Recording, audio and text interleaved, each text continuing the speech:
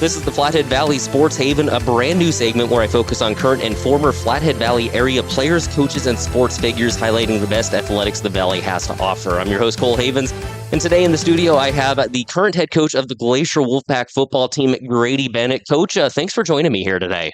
Cool. Honored beyond. Thanks for having me. Now, you're one of the few, examples I have of this, of why I want to do this podcast. You grew up in the Valley. You went to high school in the Valley. You coach in the Valley.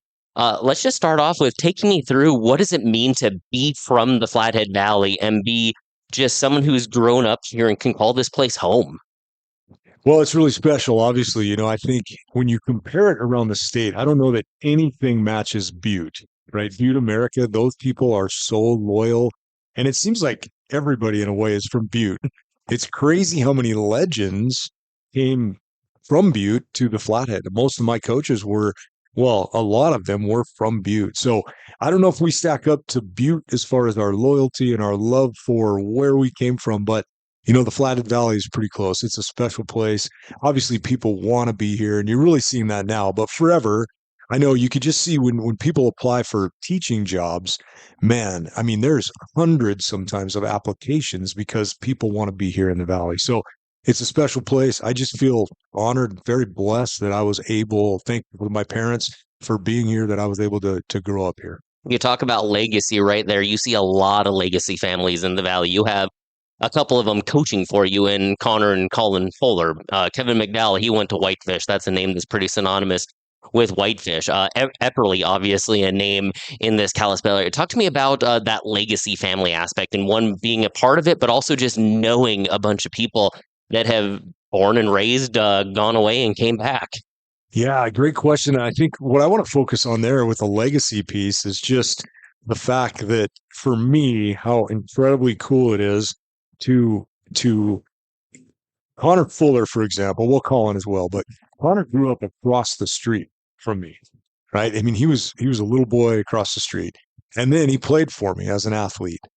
And man, then to get him back coaching for me, and now I coach for him. He's the head track coach, so I also get to coach for him. So man, I try to explain to the kids what that's like, how surreal that is for me to just go through that process of legacy, right? From a kid growing up across the street to being a player for you, to a coach for you, but to watch them grow up and become their own men, their own leaders of programs, have their own families. I mean, it's why I do what I do, right? It's why I love what I do. And to have Evan Epperly and now Colin and, Jareth Wilson's a kid that I coached, Kramer Wilson. They just have these guys that have been around the program on both sides of it. It's really special. This might be a tough question to answer. What's more special, coaching a guy like a Connor Fuller or a guy like a Brock Osweiler who's gone pro? Because I mean, those are two different kinds of specials, right? Yeah, I don't know that I would really even want to compare them and rate them against each other, because you're right. They're two kinds of specials. When you get to coach a kid like Brock Osweiler, Mike Riley, Patrick O'Connell, these guys that go on and do unbelievable things on the playing field, that's of course special. But, on the other sense that we're talking about, watching a kid and helping a kid like Connor grow up, and then inputting so much into his life, and then seeing him turn around and input into kids, all the things that, you've tried to pass along. I mean, it's really hard to describe, honestly. Well, let's go into your career trajectory a little bit. We're going to go back a little bit to your time in high school. Obviously, you're a Flathead High School grad. You grew up in the Kalispell area. You were first team All-State in football, basketball, and track, and everything. Talk to me about going to school here in Kalispell at Flathead. What was that like for you growing up here? Honestly came from a family that really wasn't into athletics, didn't have a vast knowledge of it. New to the Valley when they came here, and didn't understand any of the history, the legacy, all the stuff we're talking about. So, man, I was kind of a clueless high school kid that just had some athletic ability and just started, showing up, and okay, I'm pretty good at things. But here's a story, Cole, and I hope people that listen to this, if I've told this to one young man, one young athlete, it seems like now that I've done this for 35 years, it seems like I've told this to thousands of kids. But we're in an area of specialization now. We're in an age of specialization, which is the worst thing that a young athlete can do.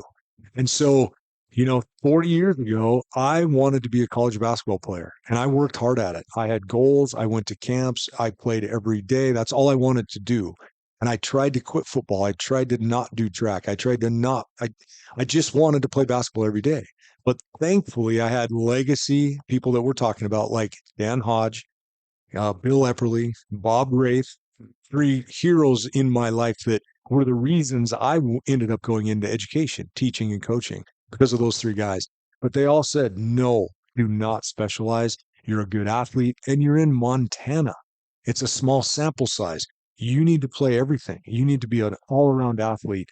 And I fought it. I resisted it. I still tried to find my way out. And thank goodness that I did listen to those men. And it, of course, changed my life. It wrote my story. I was still getting, I'd go to football practice or track and I would still go play basketball. That was still my goal. Still had dreams, which is fine. But my senior year rolls around. I start getting some maybe walk on type offers, some small offers in basketball. And all of a sudden I start getting big time full ride scholarship offers from as big schools as like the Pac 10. And okay, wow, right? So I have so many kids still to me want to say, well, coach, I just want to be a basketball player. I just want to be a whatever. And I have begged kids for years and told my story and, went back to try to convince them that that is not the best decision. If you're a good athlete that's going to be recruited from the state of Montana, you're going to be good in multiple sports. So I'm just very thankful and, hopefully have used that story to convince a lot of kids to also make that decision. And before I go on, that's actually a really good point because I'm a huge component of if you want to play football, you better be playing basketball, you better be running track or playing baseball, whatever it may be, Right. because one sport only makes you better for the other, right? You're working on different muscles, you're doing different quick fibers. If you're in football, you're working on that quick twitch. Track is going to make you a little more slower twitch because you have to train differently. I mean, they go hand in hand, right? Yeah. Multiple sport athletes. It's going to make you better for that one you want to specialize in. Well, and the main thing really for kids is just competing year round. Hmm. You can go in the gym and shoot baskets all day, but it's so different than the actual Yep. competing.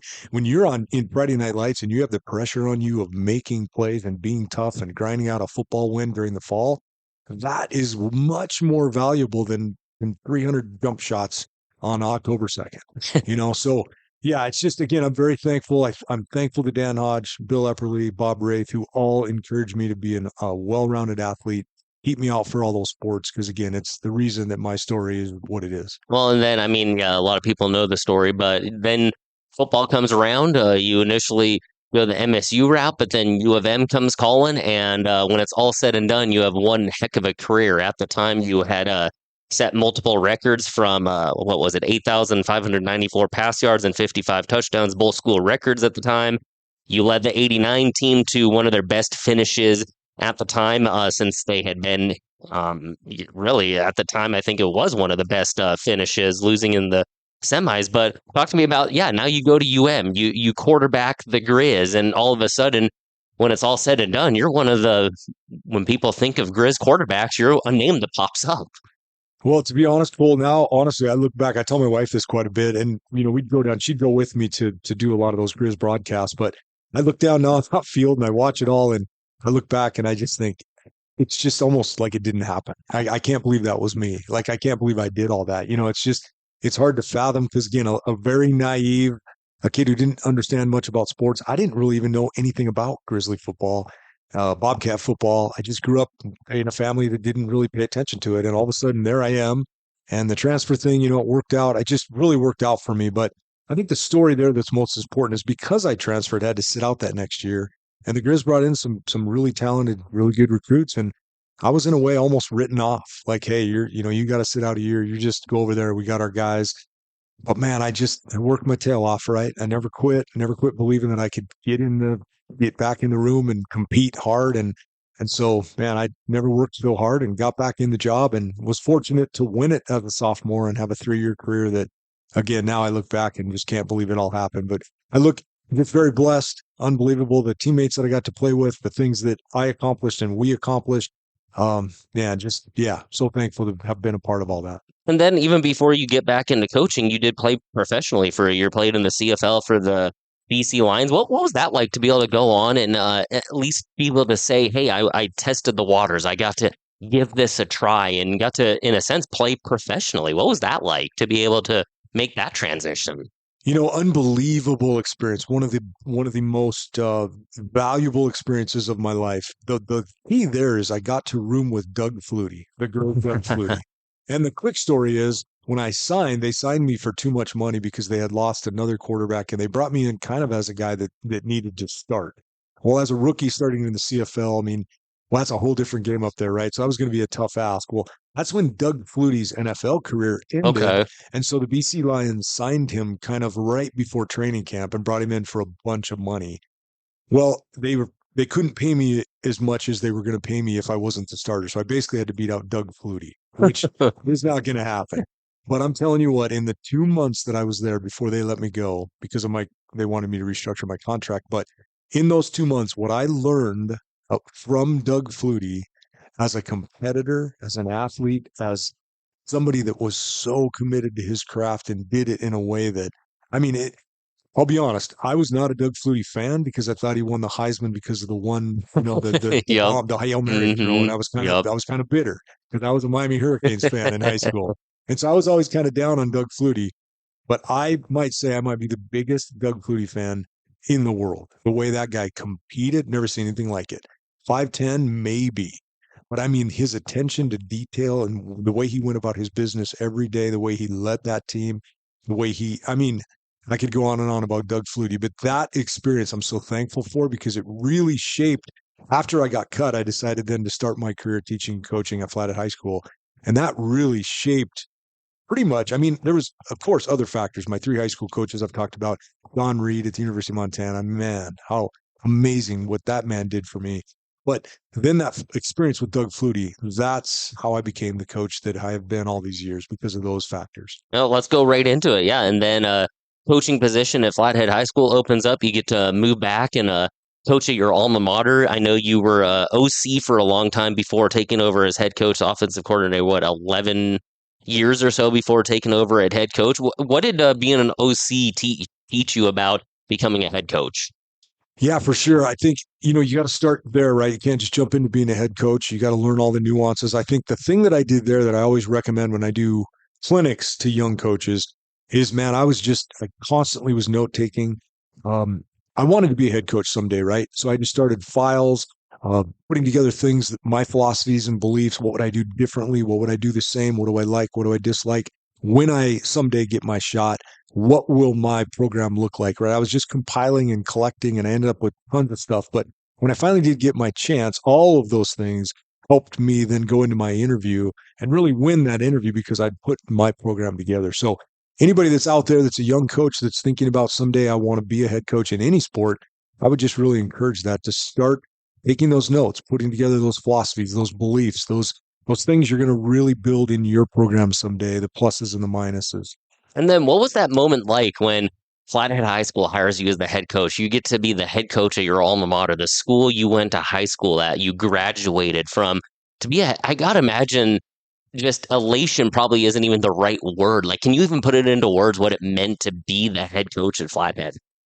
No, not really. Just because, like you said, growing up my whole life and watching the legends, the Epperleys and the Zannons and all those guys, the legacy people, and just dreaming about being those guys someday and having those goals, and then playing and having a really good career at Flathead. To be able to come back and coach is one thing; it's such an honor. But to then take over a program and be a head coach at that alma mater, yeah, it's indescribable. And I think that's why it leads to probably your next question, this whole thing when I decided to come up Yep. here to Glacier because, man, I know nobody. It's so easy to discount that. It's hard for us to put ourselves in anybody else's shoes as humans, right? That's a skill, empathy. But I think people, it's too easy to discount. Oh, Bennett, he just went to Glacier. Man, I mean, that was the hardest decision ever based on just what you're saying. Your question, I hope people understand what an Hmm. agonizing weekend it was when I had to finally make that decision. Did you did you at the time when you made that decision, you probably answered this before, did you know it was the right move? Were you skeptical about it? How confident were you that I am making the right move and it's going to steer me towards everything that it has. No, there's no way I could have known that. And I think the best answer to the question, what I want people to understand, maybe they're listening in, is I didn't even consider it. I mean, I never even considered it. In fact, already I was like anti the other school, right? Because I'm a Flathead Brave, born and raised and coached, and now I'm the head coach. And I mean, the thought never even crossed my mind. I didn't even consider it. There was a couple things that happened. What happened was the district let us make every person got to make their decision whether they wanted to stay at Flathead or go to Glacier. They started there. And then after everybody kind of made the decision, it was actually a pretty even split. And they only had to move a few people on their own, which was real wisdom by the district, right? Let everybody choose. It pretty much sorted itself out. And then they just had to tweak a few spots. Well, again, I didn't even think about it. There's no way I'm doing this. But a couple things, and I don't need to go into what those factors were, but a few things happened just close to the final weekend. We had to have our sheets turned in on like Monday. And so this weekend I was like, oh man. And the thought finally, for the first time, seriously became a what about going and starting a brand new program from scratch, building something? How many coaches get a chance to do this? And at the time, and I didn't know how this was going to shake out, but Brock Osweiler, who lives in the Helen Flats district, and 12 other really good players were up here. And so all of a sudden now I'm thinking, man, I could go start a program with a pretty good group of guys that we could start out right away and maybe win 4 or 5 games. And then, man, we could start roll, right? Those thoughts started into my head, as well as a lot of coaches that were at Flathead were coming up here. A lot of those coaches were on my staff. I was going to lose most of my staff. And once I found out, oh, he's going here. Oh, he's going here too. Oh, man, most of my staff is coming up to Glacier because they wanted to be head track coaches, head softball coaches, head basketball coaches. And I realized I knew how hard it was going to be build two staffs. I was going to have to start almost all over building a brand new staff. And I went, oh my gosh. So that's probably one of the main factors is coming up here and following my staff and keeping my staff together, really.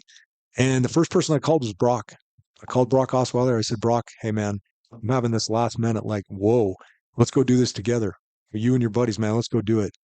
And he was honest. He said, Coach, I'm a Brave. I've started for 2 years. I mean, I get it, right? I got to stay at Flathead and probably, and yeah, I get it, man. You do. You have to do what you have to do. But man, my wife and I, through just talk and thought and prayer, we decided let's do it. Let's go and let's take this new. It's like starting. I was right in the middle of my career, really. Mm-hmm. And it's like starting all over without really having to start all over and move. And so, yeah. Now to get to your question about did I know it was going to work out? Of course not. What a risk, right? I'm leaving Brock Osweiler. I mean, I'm leaving the great Brock Osweiler. What are you thinking? And we go 0-10, we get demolished. We go 2-8.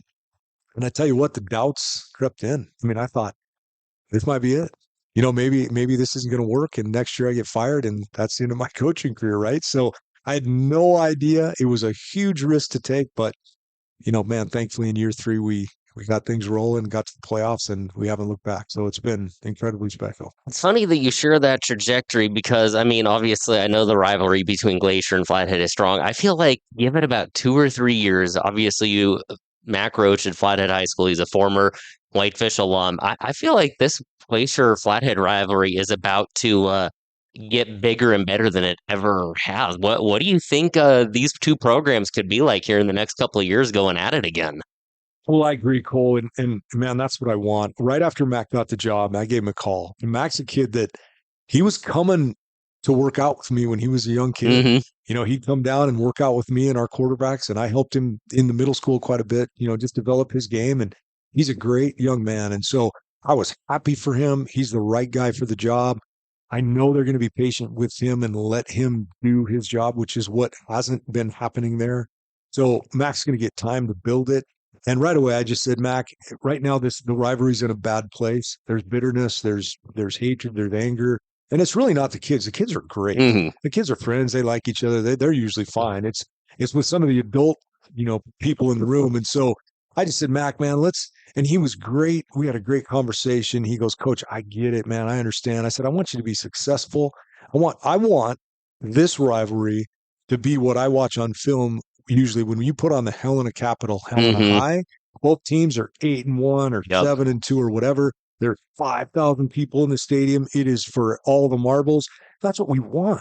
that was the dream when we went to two schools, is that both of our schools will be dominating. We'll be 1 and 2 in the West, and that crosstown game will be like for every. I mean, my gosh, you couldn't ask for anything better for the kids, for this town, for our fans. And so, man, yeah, rooting for Mac and rooting for Flathead, and man, let's get it going where both of us are at the top. I'm glad you brought up the rivalry aspect because, yeah, I know Double A is so strong in Montana in general, but think about the Valley in terms of how many football teams there are in the Valley from a Big Fork to I'll throw a Polson and a Eureka in just because they're right on the border. Whitefish and Columbia Falls, one of the biggest rivalries in the Valley. A Eureka, a Big Fork Polson. I mean, Friday night, Saturday, Thursday in this Valley, if you want to watch athletics, whether it's football, basketball, baseball, volleyball, track, soccer, talk to me about just the plethora of talent that this Valley provides that people should be maybe more aware of. Man, I'm glad you bring that up, Cole. When you coach as long as I have, obviously for a big chunk of my career and even my playing career, the powers were in the East for sure, right? Great Falls, CMR dominated for years. You had the Sydneys, you had the Miles cities. I mean, it was East, but our state has changed. And more people now have come to the West. More people live in the West. And even though people want to cling to some Eastern bias, and of course there's some big teams in the East, but really now the powers are in the West. And you just said it. And I don't know. It's like people don't acknowledge it necessarily or give credit. But if you just look at the last few years, I mean, the teams in the West are dominating. And in this valley, like you said, wow, the success of Whitefish and Clemmy Falls and Big Fork and Olson's on the rise. Well, they've had some good years anyways, but Mm-hmm. yeah, I mean, it's amazing the athletes that are here in our valley and just the various athletics as you mentioned. And so man, I always say if you're a fan of high school sports, there's a lot of good things to take in, whatever the event is, and I would encourage you to get out and do so. And again, you're one of those rare commodities that you're from the Valley. You played here. You went on to play collegiately, and now I feel like maybe social media has helped with this, Twitter and X, whatever. But I feel like Valley athletes are starting to get recognized more and more. You have a Finn Ridgway from Whitefish who's on the Grizz, Patrick O'Connell who played for you in the NFL. One of my favorite Grizz of all time would have to be Lex Hilliard. I grew up when Lex Hilliard was really good. I remember coming to Flathead games and watching him. But talk to me about what it means to see not just Kalispell, but we're seeing Big Four kids at the next level. We're seeing Pulsing kids. We're seeing some of these smaller schools too starting to get recognized more and more. How much greater do you think the Valley can, in a sense, be? I mean, I feel like we've got resources now that maybe we Yeah, didn't have 10, 15 years ago. absolutely. It's I think the answer to that question twofold as well handled it is number one, a lot of times college coaches didn't necessarily come up here that much, or when they did come up, it was kind of like the Valley was an afterthought. There's not much talent here. But man, now they are starting to come. They're starting to recruit here. They are starting to show up and they know about players all over. They'll come here and they'll ask me about kids at Columbia Falls and Whitefish and Big Fork. And so people know that there are talented athletes. And second thing is, man, I've always thought, I'm probably getting a little bit too late in years now, but I've always thought, can you imagine if FECC would, like, let's say, get accredited and join the Frontier Oh, that Conference? would be Can you incredible. can you imagine how easy it would be to recruit to the Flathead Valley? I mean, my gosh, you could get kids to come here. All the things that we have for them to do, this would be such an easy place to recruit.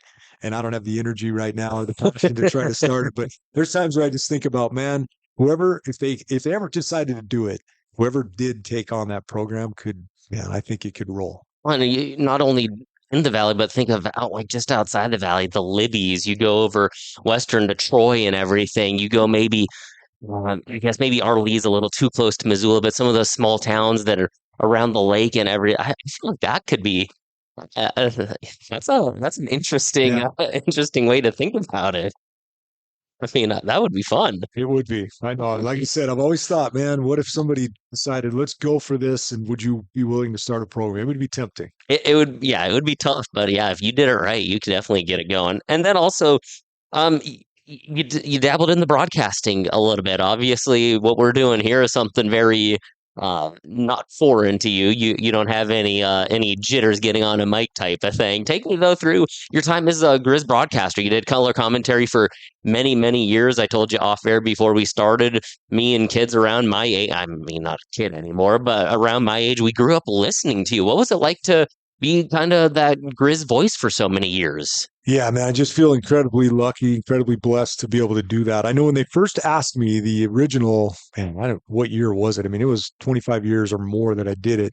But the first one was the Grizz Cat game. And they just wanted a Grizzly voice and a Bobcat voice. And so they had us on the broadcast and things went well. The next year, the director of sports, he said, well, let's do a couple more. We liked your work. And so it just grew from there. And then depending on the TV contracts, right? We all know that's a whole different world, but years to years, there was a few years where I got to do every game. I was traveling, man. I mean, I loved it, but it made the weekends hectic. I mean, I'd go, let's say we traveled to Bozeman to play, and now the next morning I'm on a flight at 3 a.m. and I'm trying to hop to Sacramento State to do the Grizzly game. And then the next week I'm in Weber State. And then, I mean, it just made my fall, really, really challenging, but it was so much fun. So it ranged from just doing preseason games to doing all the home games to doing the whole schedule kind of back and forth year to year, just depended on those TV contracts.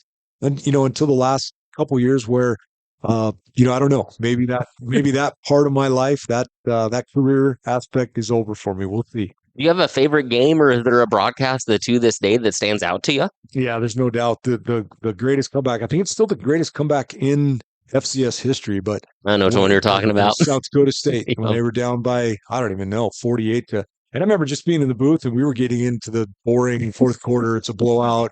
Okay, where are the extra notes? We're talking about it, and all of a sudden, and it was just phenomenal to call that game and watch them come That was back. Mariani, right? Yeah, Wasn't it? he started it. Oh, was it oh 07, 08, right? It was right in there. 09, somewhere in there, I believe. I think so, but he started it with a big punt return, and then I think he took the opening kickoff return back, and then it was on, and they just rolled. Man, it was amazing. A little off topic, but who's in your opinion? I mean, because we've seen Mariani, Junior Bergen, obviously last year. A couple years ago, I can't remember the kid's name, but was an electric return. Who's the most electric Grizz that you can remember? Whether it's someone you played with, someone you broadcasted for. I mean, there's a lot of electric players, but who's like Yeah. a guy that stands out when you think Grizz football? That's who you think of. Because Mariani is it for me. Yeah, I mean, that's a great pick, and it's so tough for me to pick one because there's been so many. Let's talk about the the Yeah. positions at Montana, because as far as legacy positions, returners, Hmm. the Grizz have always had an unbelievable returner that's just electric and is an All-American. Defensive end has been one Yep. that's been regular. Just, I can't believe the defensive ends the Grizz have produced. Dietrich from Linebacker, Havre, Montana could right? be one of them this year. Linebacker, right? It's Yep. called linebacker U. And so the linebacker, and then safety. There's always been a safety, a lineage of Yep. incredible, starting with the guy that I played with, Timmy Houck. Yep. So it's pretty amazing when you think about kind of that lineage of legacy positions that the Grizz just keep producing. I think as far as just electric, making people miss, because all those guys you said, I mean, any of them. Yeah, not necessarily best, just right. But the guy for me that just calling games that every time the ball was in the air, punt or kickoff return, I thought was Jerry Louis McGee. yeah, that's who I was thinking. Just That's because the guy. that Yeah. guy would turn nothing more than any of them, nothing into stuff. And even if the thing about him, I think, is even if it only ended up being a 1 or 2 yard gain, Yeah, he ran like 30 yards. Yeah, it'd be 100 yards later, and okay, gain of 2, but it was just crazy to watch him. Yeah, He was fun. Yeah. Yeah. I mean, there's so many too. And I mean, I know there's so many on my head that I'm not even thinking of. But then moving on, back in 2020, you got inducted into the Legend Stadium Hall of Fame. Take me through what was that moment like to be inducted by your alma mater, a place that you grew up, a field that you played and coached on. That had to be pretty darn special, I would imagine. Yeah, I mean, just incredibly humbling. Like I said, I look back on my career, so much of it, and I just say, "Wow, that was me. I did that." It just seems surreal that I did any of that, right? I don't. So to then be honored for it and to even be up with some of those names up there, it just doesn't seem right in a sense. Like, yeah, I don't deserve this, whatever. But yeah, just incredibly humbling. I look back at all the breaks. God's been so good to me, and the way my life has worked out, and how things have aligned, and yeah, so I just end up very humble and very thankful. And then one last tidbit before we sign off, because we have a mutual connection that I didn't find out until I lived in Cody, Wyoming for a few years. And one of the first coaches I met, as a matter of fact, he met my brother before he met me because he was up in the valley. Josh Hayes. He's no longer coaching in Cody, but he has a son that just graduated from Idaho State. Hunter Hayes, who's the quarterback. His daughter Molly is about to turn some heads in basketball, and he has another daughter, Grace, who's might be better than Molly. But I got to say, it's kind of cool. Shout out to Josh Hayes because he was on your staff in Flathead for 1 year. I got to know him in Cody, Wyoming, and just such a great family. So it's just kind of cool that we get to chat in this setting, knowing that we have that mutual connection. Well, Josh Hayes is one of my favorite humans in the whole world. He was my very first defensive coordinator when I became a head coach at Flathead my first year, 2004. And yeah, I mean, just so thankful for Josh. I think what he established, he had to leave after that first year, but just what he established on that side of the ball, for me as a head coach, I knew that I would always want to keep as a philosophy, as a way to play defense, as an approach to defense. And so for me as the head coach, it always helped me hire the next D coordinator and try to establish with them like, hey, here's who I am. Here's who I want to be on defense because of Josh Hayes. But even though it was only 1 year, we've remained incredibly close as friends, stay in touch. He is just a great human being. And really, it's what makes coaching so much fun, right? You're pouring into kids' lives, but you've got this brotherhood relationship that you also build with your coaches. And then before we go, how about a little Glacier High School preview for this year? Obviously, Glacier is going to be contending for a state title. How do you get over that hump and win the state title this year? You know, I think our kids have taken incredible ownership. We have a lot of experience back. We have kids that obviously most of them, the seniors played in that championship game last year, and they were all on the sidelines watching it at least. Some of them got in the game as sophomores. So coming off of two really hard fought, tough losses in championship games, this has been the most motivated group that we've ever had. I mean, we haven't said, Look out. yeah, we haven't had to say anything. Their offseason has been incredible. You can see it all over our locker room. They are motivating themselves, saying, hey, we want to get back and we want to this time finish it. So they're competitive. I think that's what people are going to see. We saw it last Friday night in our huge win on the road. These guys are resilient. Nothing phases them. Man, they just kept fighting no matter what. They kept believing. And that road win, that's one of the biggest road wins, one of the greatest defensive performances that we've had here at Glacier for the circumstances in game number one. But I love these guys. Again, they're competitive, they're resilient, and I think, man, it's going to be a special year. Perfect, Coach. I think that's all I got for you. Again, I thank you for taking the time. I know you've got a busy schedule from teaching to coaching to broadcasting to everything you do. Thank you for taking the time to sit down with me. It's been an absolute pleasure to have this chat with you. Thank you, Cole. Again, I appreciate you having me on anytime.